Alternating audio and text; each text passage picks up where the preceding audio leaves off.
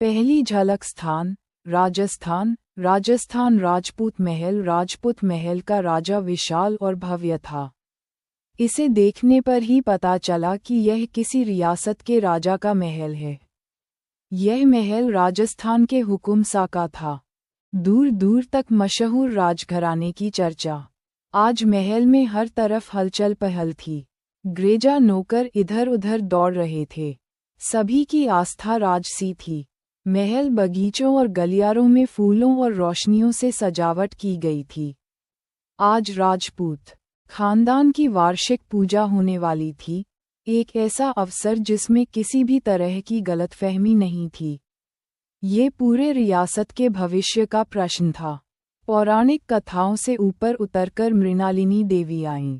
की मूर्तिकला मसाज, गले में मोतियों का हार और राजसी आहा उनके व्यक्तित्व को और भी शानदार बना रही थी। वे कहते हैं कि राजमाता क्या थीं, जो उनके परिवार और पेजों के लिए भी कुछ कर सकती थीं। उनकी कड़क आवाज में नौकर से सवाल गूंजा, सीमा, पूजा अनुष्ठान की तैयारी हो गई? आज कोई वैकल्पिक विकल्प नहीं होगा। ये हमारी राजकुमारियों के लिए अत्यंत आवश्यक है। सीमा ने सिर झुकाकर कहा, जी राजमाता, सब तैयार हैं। किसी तरह की कोई आपत्ति नहीं होगी। राजमाता ने अपनी कुर्सी पर स्टॉक किया कहा, राजपुरोहित जी कभी भी आ सकते हैं। पंडितों के लिए 56 भोग तैयार करें। सब कुछ ठीक तरह से तैयार है। इसे एक बार और देख लो। सीमा ने सिर झुकाकर जवाब दिया, राजमाता जी, भोग और दक्षिणी की व्यवस्था पूरी हो गई है। मेहमानों के राजसी भोग भी तैयार हैं। राजमाता ने कहा, ठीक है। विक्रेता देख लो कि हुकुम सा और हुकुम साइसा तैयार हैं या नहीं। राजकुमारी को भी तैयार कर दो और जल्दी लाओ। सीमा चली गई। एक बार महल के फव्वारे के पास रुकें। पहली कार से विजेंद्र सिंह स्टॉक और देविका सिंह स्टॉक, दूसरी कार से रुद्राक्ष सिंह सिद्धार्थ और उनकी पत्नी रोशनी, तीसरी कार से एक 4 साल का लड़का निकला, अद्विक सिंह, हमारी कहानी का नायक। उसके साथ उसकी छोटी बहन शिवानी भी थी। अद्विक की मासूमियत और तेज नजरें ही नजर आईं। सभी महलों के अंदर और निकरों ने उनका भव्य स्वागत किया। द्वारपाल ने की घोषणा, राठौर परिवार पधार रहे हैं। मृणालिनी देवी का आह्वान किया गया और उनका स्वागत किया गया। उनके पास मेनका, राजमाता की बेटी, और उनकी 3 साल की बेटी भी थी। राजमाता ने सबसे पहले अपनी प्रतिष्ठा स्थापित की और फिर देविका जी को गले से लगा लिया। अद्विक और शिवानी को अपने भगवान में स्थापित किया। सभी निकरों को चाय और एस्टॉल का इंतजाम करने को कहा गया। रोशनी बोली, दादी, हमें हमारा हुकुम रानी सा और राजकुमारी से मिलना है। हम उनका इंतजार नहीं कर सकते। सभी मुस्कुराहटें और बोले, हाँ, हम भी उनकी प्रतीक्षा कर रहे हैं। वह आवाज आए, हम ये हैं, और हमारे प्रिंसेस भी। सबने देखा। शैतान पर हुकुम सा अभय सिंह राजपूत और उनके साथ हुकुम रानी सा अभय सिंह राजपूत थे। अभय सिंह का राजसी तेज और शेर जैसा व्यक्तित्व सा दिख रहा था। निक्की बेहद खूबसूरत और सरल स्वभाव की है। उनके हाथ में एक प्यारी गुड़िया थी। रोशन जी ने तुरंत छोटी राजकुमारी को गोद में ले लिया। निक्की पूजा की मूर्ति को देखने चला गया। अभय ने पहले विजेंद्र जी के चरणों का आशीर्वाद लिया। विजेंद्र जी खुशी से बोले, जीते रहो बेटा, भगवान तुम्हें हर खुशी दे। फिर देविका जी से मिलकर रुद्राक्ष से गले मिले। रुद्राक्ष ने कहा, सब ठीक है, लेकिन आगे क्या होगा, कोई नहीं जानता। हमारे कई दुश्मन हैं। अभय और बोले, चिंता मत करो, हम सब मिलकर बनेंगे। आज की पूजा के बाद महासभा भी है। राजपुरोहित जी एवं पंडित क्षेत्र। उन्होंने नमस्कार करते हुए कहा, अब पूजा में देर नहीं होनी चाहिए, जल्दी शुरू करो। राजमाता ने पूजा में लक्ष्मी और ज्योति को बुलाया। राजकुमारी अपनी हीरो की गोद में खेल रही थी और अभय उसे प्यार से संभाल रहे थे। राजपुरोहित जी बोले, अब हम हमारी रियासत की राजकुमारियां और शिष्यों की होने वाली युवती रानी का नाम रखेंगे। राजकुमारी का नाम क्या रखा जाएगा? अभय ने राजमाता की तरफ देखकर कहा, माँ, तुम ही तय करो। कोई ऐसा नाम जो मेरी राजकुमारी के लिए हो। मृणालिनी देवी ने गोद में लेकर उच्च स्वर में कहा। राजकुमारी का नाम है अव्या अभय सिंह राजपूत। सभी खुश हुए और पुरोहित जी ने नाम दोहराकर पूजा शुरू की। कुछ देर बाद प्रिंसेस का बड़े पैमाने पर ताज पहनाया गया और अलेक्जेंडर टोले में रखा गया। सभी अतिथियों का आशीर्वाद आए। सभी रियासतों के राजा और होने वाले युवराज युवरानी महासभा के लिए तैयार हो गए। सभा की बैठक में केवल रॉयल फैमिली के लोग ही शामिल हो सकते थे। महासभा का आरंभ महासभा में केवल राजपरिवार को प्रवेश की अनुमति थी। बाहर बगीचे में अन्य अतिथि बैठकर चर्चा कर रहे थे कि अंदर आखिर क्या होने वाला है। सभी राज्यों के प्रतिनिधि पहुंच चुके थे। सुरक्षा के पुख्ता इंतजाम किए गए थे। सभा शुरू होते ही अध्यक्ष महाराज पृथ्वी जी खड़े होकर बोले, सबसे पहले मैं राजमाता को प्रणाम करता हूँ।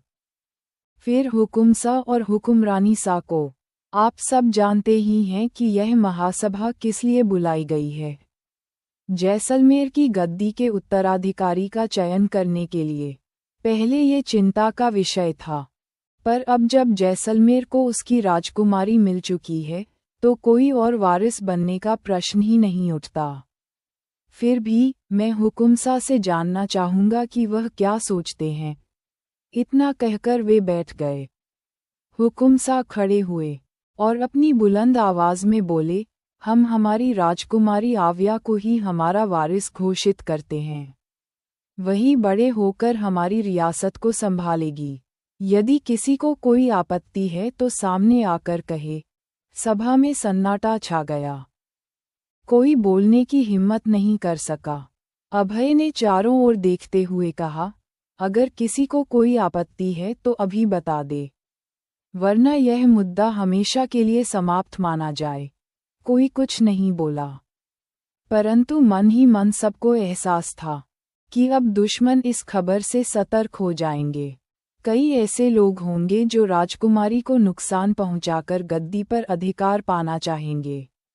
रुद्राक्ष ने गंभीर स्वर में कहा, अब जब सबको पता चल गया है कि जैसलमेर की उत्तराधिकारी हमारी आव्या है, तो हमें उसकी सुरक्षा और कड़ी करनी होगी।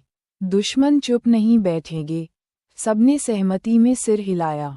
अद्विक का वादा। इतने में अद्विक ने मासूम लेकिन दृढ़ आवाज में कहा, पापा, हम हैं ना, हमारी राजकुमारी की रक्षा करने के लिए। जब तक हम साथ हैं, कोई उनके पास आ भी नहीं सकता। उसकी बात सुनकर सबके चेहरे पर मुस्कान आ गई। राजमाता ने उसका हाथ पकड़कर कहा, हाँ बेटा, हमें पूरा विश्वास है कि तुम हमेशा उसकी रक्षा करोगे।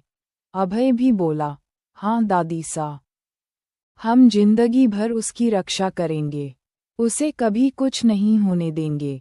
एक नया रिश्ता। कुछ देर बाद मृणालिनी देवी ने सबको देखकर कहा, हम आप सबसे कुछ मांगना चाहती हैं।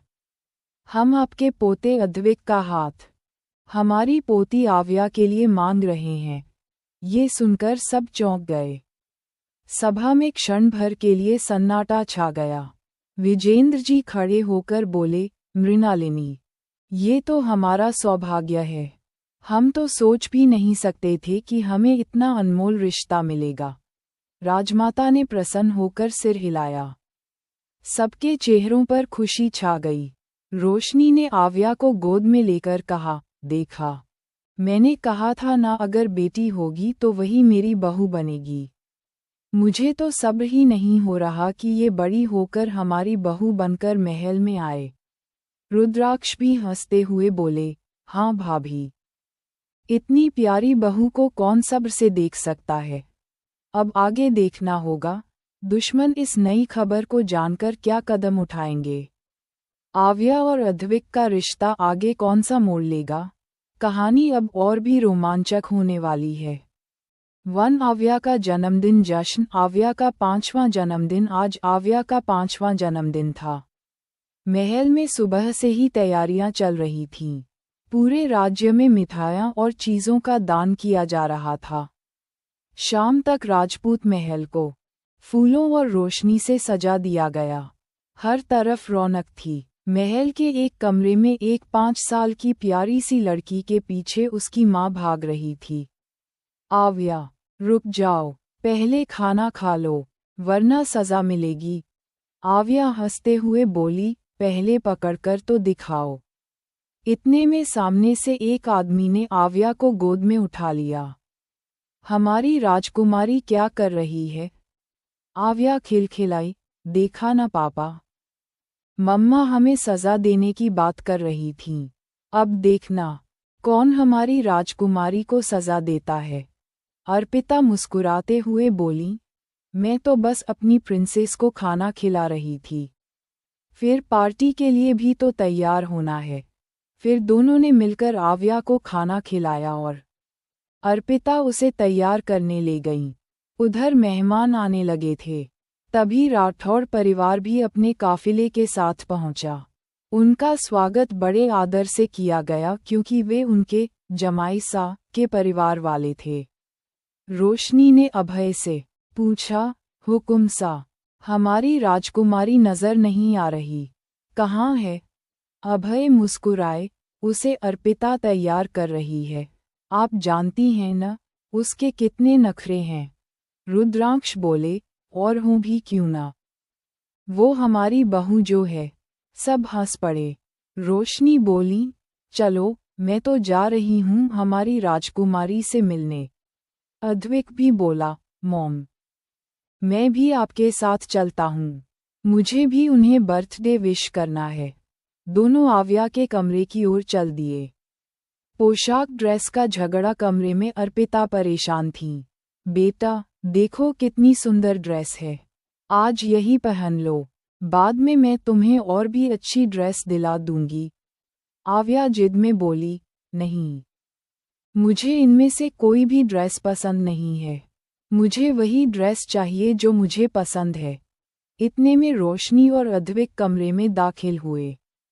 आव्या उन्हें देखते ही दौड़कर रोशनी से लिपट गई और बोली, देखो ना मॉम, इन लोगों ने हमारी ड्रेस खराब कर दी। अब कोई और ड्रेस पसंद नहीं आ रही।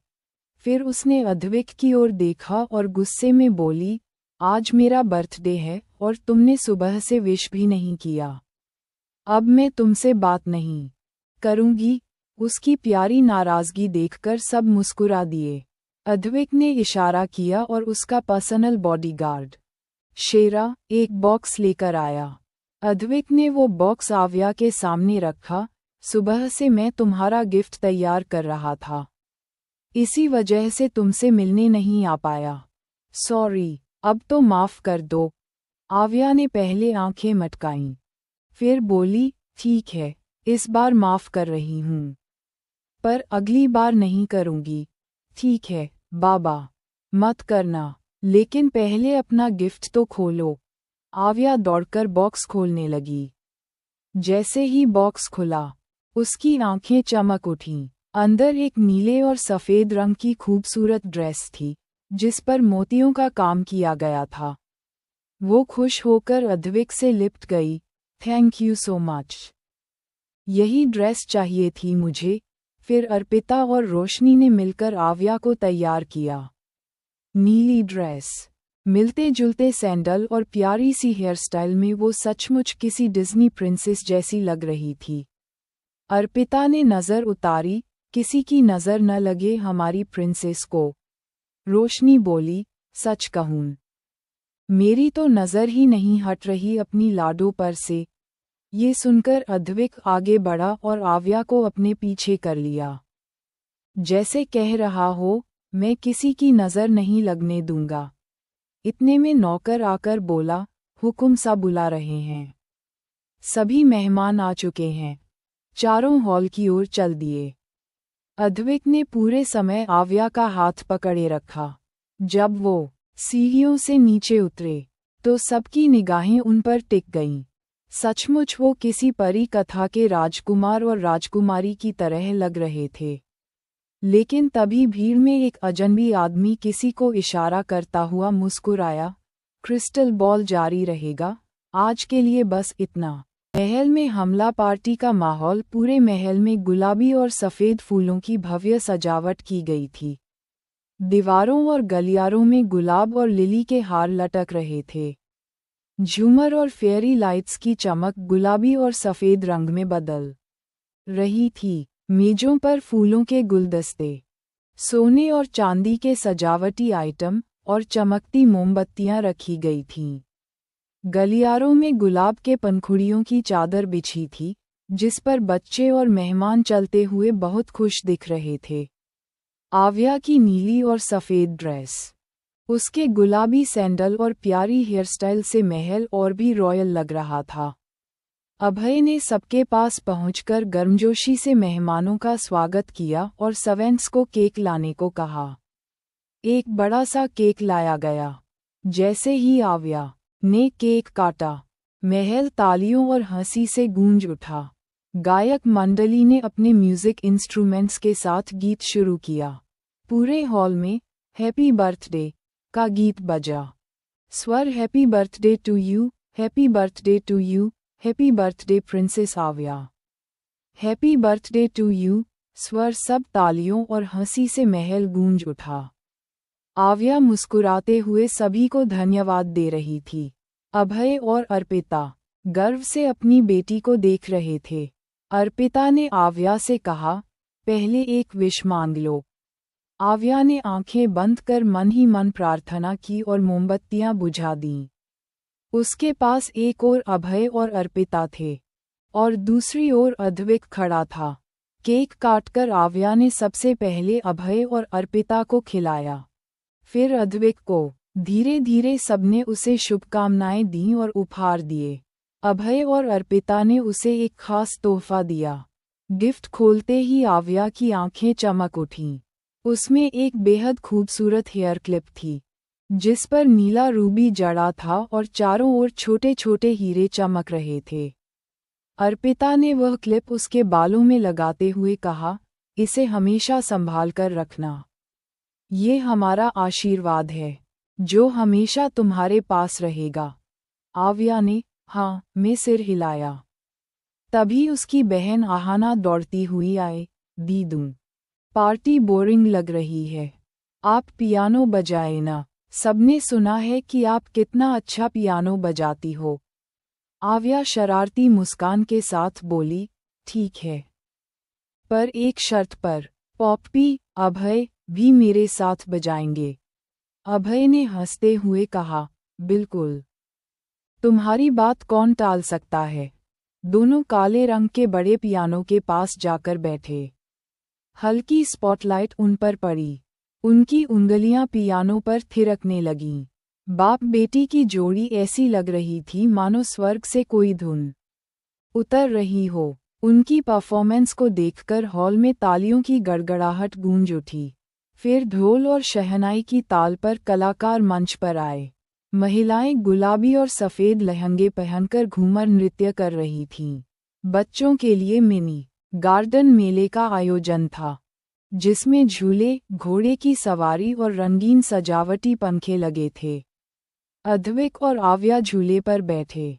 बच्चे उनकी ओर तालियां बजाते हुए देख रहे थे। पूरा महल किसी परी कथा के राजकुमार और राजकुमारी जैसे जीवंत लग रहा था। लेकिन तभी महल में कुछ नकाबपोश लोग घुस आए। वे अलग अलग जगहों पर छिपकर खड़े हो गए। बाहर से धमाके की आवाज आई। सभी लोग घबराकर उधर भागे। नकाबपोश लोग हथियार लेकर अंदर घुसे। अभय और बाकी लोग तुरंत सतर्क हो गए। गार्ड भी अलर्ट हो गए। धीरे धीरे नकाबपोशों की संख्या बढ़ती गई और दोनों तरफ से हमला शुरू हो गया। महिलाओं ने भी हथियार उठाए और डटकर मुकाबला करने लगीं। अर्पिता ने चिंतित होकर अभय से कहा, आव्या कहाँ है? हमें उसके पास जाना चाहिए। वे आव्या की ओर बढ़ने ही वाले थे कि सामने से कुछ लोग आए। उनमें से एक आदमी की पकड़ में आव्या थी, जो लगभग बेहोश थी। वो आदमी और कोई नहीं बल्कि अशोक सिंह था, पुराना दुश्मन। वह ठहाका मारकर बोला, किसी को कहीं जाने की जरूरत नहीं है। तुम्हारी अमानत हमारे पास है। उसने आव्या पर बंदूक तान दी और सबको हथियार डालने को कहा। सबने उसकी बात मानी, क्योंकि किसी को आव्या की जान से बढ़कर कुछ नहीं था। अशोक बोला, हुकुम सा, बड़े दिन बाद मुलाकात हुई। कैसे हैं आप? अभय गुस्से में बोले, अशोक, अगर हमारी बेटी को कुछ हुआ तो तुम्हारे पूरे खानदान को मिट्टी में मिला दूंगा। अशोक हंसा, ना हुकुम सा, ऐसा सोचने की गलती मत करना। अगर अपनी बेटी को बचाना चाहते हो तो इन कागजों पर साइन कर दो। बदले में अपनी बेटी ले लो। एक आदमी ने अभय को कागज थमाए। अभय ने कड़क आवाज में कहा, हम कभी ऐसा नहीं करेंगे। तुम्हारे जैसे गद्दारों के हाथ में हमारी रियासत कभी नहीं जाएगी। अशोक गुर्राया, तो फिर अपनी बेटी को भूल जाओ। वो ट्रिगर दबाने ही वाला था कि तभी गोली चली। गोली अशोक की बंदूक को छूती हुई निकली और उसके हाथ से हथियार गिर पड़ा। गोली चलाई थी राणा ने, अभय का खास आदमी। उसके साथ अद्विक के पर्सनल गार्ड भी थे। वहां गोलियों की बौछार शुरू हो गई। इस अफरातफरी का फायदा उठाकर अशोक आव्या को लेकर भागने लगा। अब आगे की कहानी में पता चलेगा, क्या आव्या की जान को सच में खतरा है? क्या अद्विक और रॉयल गार्ड्स उसे